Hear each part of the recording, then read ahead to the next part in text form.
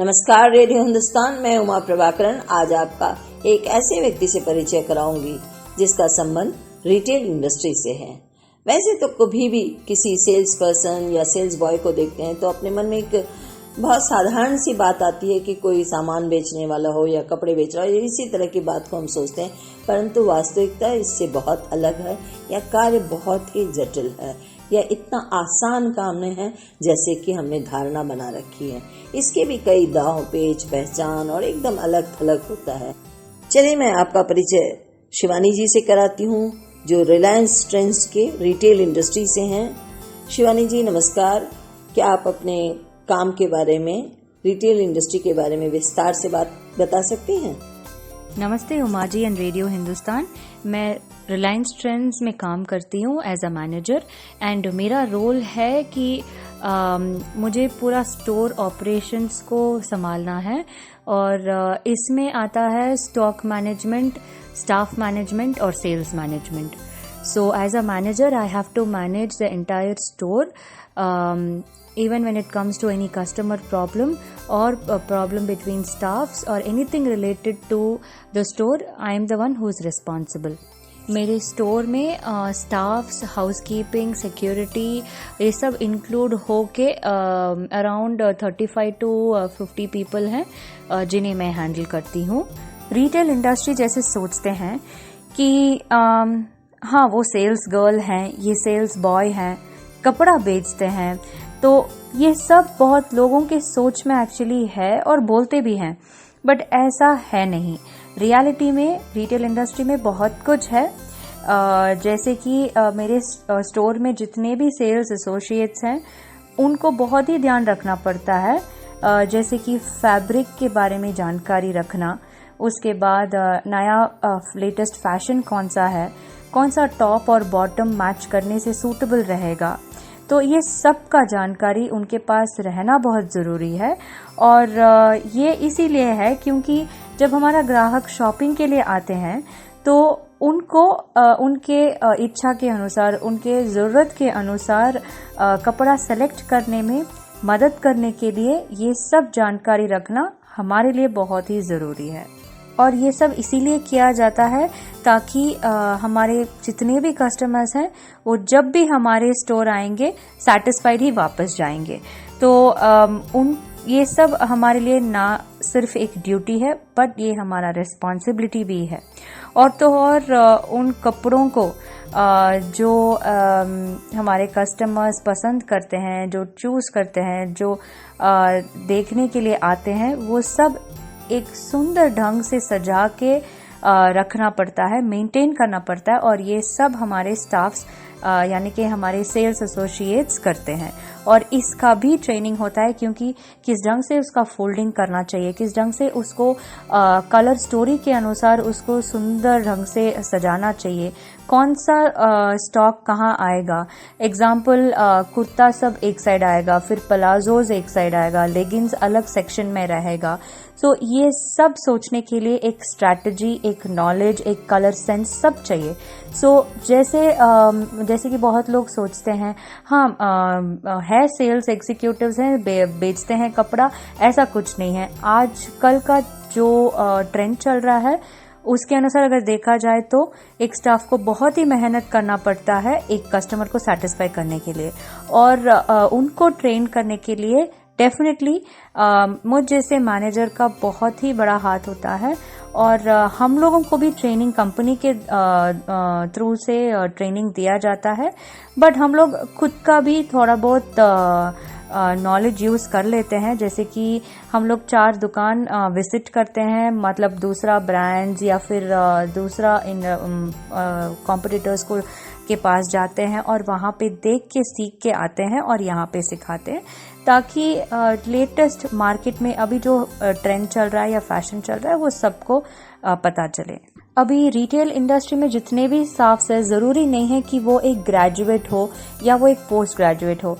ये भी होता है कि 99% जितने भी स्टाफ्स हैं वो 10th या 12th तक ही पढ़े लिखे होते हैं। सो उनको ये सब जानकारी मतलब ये सब जो मतलब फैब्रिक के बारे में या लेटेस्ट फैशन के बारे में जितने भी इंफॉर्मेशन है, ये सब ट्रेनिंग के दौरान दिया जाता है। और ये ट्रेनिंग का रिस्पॉन्सिबिलिटी भी मेरे स्टोर के लिए हम एक्चुअली करते हैं, और बाकी सब स्टोर्स के लिए वो जो स्टोर मैनेजर, मेरे जैसे स्टोर मैनेजर्स है, वो लोग करते हैं। सो डेली बेसिस पे उन लोगों को ये सब मतलब वो फैब्रिक हो या फिर लेटेस्ट ट्रेंड्स हो, ये सब टॉपिक को लेके एवरी डे ट्रेनिंग होता है। शिवानी जी, बजट यानी कि कस्टमर्स के बजट के बारे में आप क्या राय रखती हैं? सो फर्स्ट ऑफ ऑल हमारे स्टोर में मतलब हमारे ब्रांड रिलायंस ट्रेंड्स में जितने भी कपड़े हैं सारे के सारे बहुत ही अफोर्डेबल प्राइजेस में आ जाते हैं। जैसे कि मिनिमम 149 से लेके मैक्सिमम 299 तक प्रोडक्ट्स का अवेलेबिलिटी है। सो इसमें डिपेंड करता है कि मतलब कौन सा कस्टमर का बजट क्या है। सो हर एक कस्टमर का बजट अलग होता है, तो उसके अनुसार वो लोग अपना प्रोडक्ट्स पिक करते हैं। बट बजट का बोला जाए तो हमारे सेल्स एसोसिएट्स जो हैं एकदम बजट के बारे में कस्टमर से पूछते नहीं हैं, बिकॉज वो लोग इसीलिए नहीं पूछते हैं क्योंकि दो रीजंस है।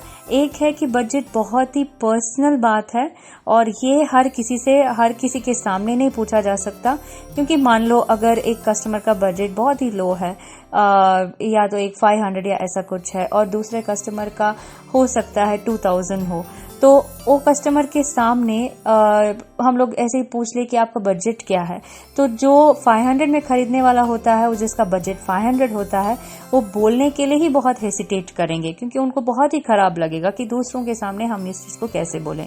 सो किसी को एम्बैरस नहीं करना चाहिए, तो इसीलिए बजट के बारे में किसी से पूछते नहीं है। और अगर कोई ग्राहक खुद से ये बात बता दें कि उनका बजट कितना है, तो उसके अनुसार ही हमारा सेल्स एग्जीक्यूटिव या एसोसिएट प्रोडक्ट्स दिखाते हैं। और दूसरा वजह जो है कि अगर माने किसी का बजट 1000 रुपीज हो, बट प्रोडक्ट देखने के बाद प्रोडक्ट का प्राइस 1600 है और वो पे करने के लिए रेडी है, वो चाहते हैं उस प्रोडक्ट को, तो उस पे गलत कुछ नहीं है ना। तो इसीलिए हम लोग किसी का बजट पूछते नहीं हैं। ये तो आपने बहुत ही अच्छी बात कही कि किसी से भी बजट के बारे में सोच समझकर बात करनी चाहिए ताकि उन्हें हर्ट न हो जाए। शिवानी जी, एक और बहुत खास सवाल है, कोरोना के समय आप लोगों का काम किस तरह से हो रहा था या किस तरह से आप लोग काम कर रहे थे? कोरोना के टाइम पे बहुत ही डिफिकल्ट टाइम था, क्योंकि लॉकडाउन होने के कारण सारे के सारे स्टोर्स बंद पड़े हुए थे। लगभग 12,711 स्टोर्स ऑल ओवर इंडिया बंद थे। तो शुरू में पूरा वर्क फ्रॉम होम ही था। बाद में जब 50% ऑक्यूपेंसी वाला रूल आया, तो हम लोग शिफ्ट और रोटेशन बेसिस में जाने लगे। लाइक वीकली, ये वीक 50% गया तो दूसरा वीक दूसरा 50% स्टाफ जाएंगे, वैसे वाला पैटर्न फॉलो कर रहे थे। फिर भी मॉल्स का ओपन होना अलाउड नहीं था, तो मॉल्स के जितनी भी रिलायंस ट्रेंड्स के स्टाफ है, वो लोग क्या करते थे, वो लोग अपना पूरा स्टॉक सब लेके along with the table fixtures जिसमें स्टॉक रखा जाता है, वो सब अपना सेटअप लेके बड़े बड़े अपार्टमेंट्स में अपना सेटअप करने लगे ताकि वहां पे सेल्स हो। तो इसके लिए हमारे जितने भी सेल्स एसोसिएट्स सब बहुत ही मेहनत की उन्होंने, और हम लोगों को भी मैनेजर्स को भी उनका साथ देना पड़ा, ताकि हम उनका जो भी सेल्स है उसमें उसके ऊपर मॉनिटर कर सकते हैं। तो हम लोगों को भी उनके साथ जाना पड़ा। और सबसे मुश्किल बात ये हम लोग के लिए था, सबसे बड़ा चैलेंज ये था कि हम लोग को मास्क, पीपी, जैकेट्स, ग्लव्स ये सब पहन के काम करना था। ऑलरेडी हम लोग का यूनिफॉर्म्स जो है वो मतलब बहुत ही उससे तो बहुत ही गर्मी लग रहा था, बिकॉज एसी बिना यूनिफॉर्म में रह के काम करना बहुत मुश्किल था। उसके ऊपर से ये पीपी, जैकेट, मास्क और ग्लव्स पहनना बहुत बहुत बहुत मुश्किल हो रहा था। बट उस कठिन समय में भी हमने अपने रिस्पॉन्सिबिलिटी से पीछे नहीं हटा। हमारे जितने भी सेल्स एसोसिएट्स है उन्होंने भी अपना रिस्पॉन्सिबिलिटीज बहुत अच्छे से निभाया। इसमें कोई शक नहीं शिवानी जी, आपने एक एक चीज को बहुत ही विस्तार पूर्वक, बहुत ही सुंदर तरीके से बताया। बट एक आखिरी प्रश्न, आपको अपने आप को जॉब सेटिस्फेक्शन कितना है, क्या इस बारे में कुछ बता सकते हैं? हाँ, मैं अपने जॉब से कम्प्लीटली सेटिस्फाइड हूँ, but what is not satisfying is that all over India में जितने भी रिटेल इंडस्ट्रीज हैं, जितने भी रिटेल आउटलेट्स हैं, रिटेल ब्रांड्स हैं, सभी सारे के सारे जो अपने स्टाफ्स को रिकॉग्नाइज करते हैं, जिसका सैलरी वो लोग देते हैं, वो बहुत ही कम है। क्योंकि एक स्टाफ, मतलब एक स्टाफ हो या मैनेजर हो, अपने घर से बाहर, अपने फैमिली से दूर 12 to 14 आवर्स स्टोर में स्पेंड करते हैं, जबकि इंडियन वर्किंग आवर्स 9 आवर्स है, बट हम लोग 12 to 14 आवर्स यहीं पे स्पेंड करते हैं। क्योंकि कस्टमर्स जो टाइम में शॉप करते हैं वो है 11 to नाइट 10 o'clock, वो टाइम में भी हम लोग को अवेलेबल रहना ज़रूरी है, सेल्स एसोसिएट्स का रहना बहुत ही ज़रूरी है। और उससे पहले आके सब कुछ सेटअप करके, और जब 10 o'clock कस्टमर्स निकलते हैं तो उसके बाद सब कुछ ठीक करके निकलने के लिए ऑलमोस्ट वो 12 to 14 आवर्स निकल जाता है। तो इतना मेहनत करके भी जो सैलरी पे किया जाता है सेल्स एसोसिएट्स को, वो बहुत ही कम है। ये मेरा पॉइंट ऑफ व्यू है। तो ऑल ओवर इंडिया में वो जो रिटेल इंडस्ट्रीज जितने भी हैं, उसका गवर्नमेंट अप्रूव्ड जो बेसिक सैलरी है, मिनिमम सैलरी है, वो है 8,000, और मैक्सिमम सेल्स एसोसिएट्स के लिए 13,500 या 15 के ऊपर नहीं मिलता है। जो मेरे हिसाब से बहुत कम है। क्योंकि कोई भी फेस्टिवल हो, चाहे दिवाली हो या चाहे पोंगल हो या चाहे न्यू ईयर हो, ये सब कुछ वो लोग स्टोर में ही स्पेंड करते हैं, अपने फैमिली के साथ नहीं कर पाते हैं। और एवरी संडे जब सारे के सारे कस्टमर्स स्टोर आते हैं, तब हमारे स्टाफ्स रेडी होते हैं उन लोग को सर्व करने के लिए। मुझे लगता है कि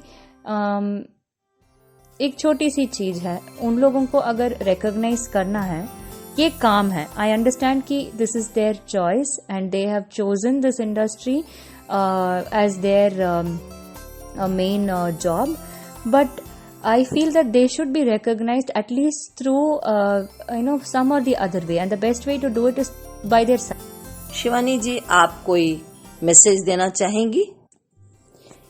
And my message for everybody who is listening is that please do not treat the staffs or the managers at any of the retail industries with a lot of anger or with a lot of irritation, because they are there to help you and their job is to serve you.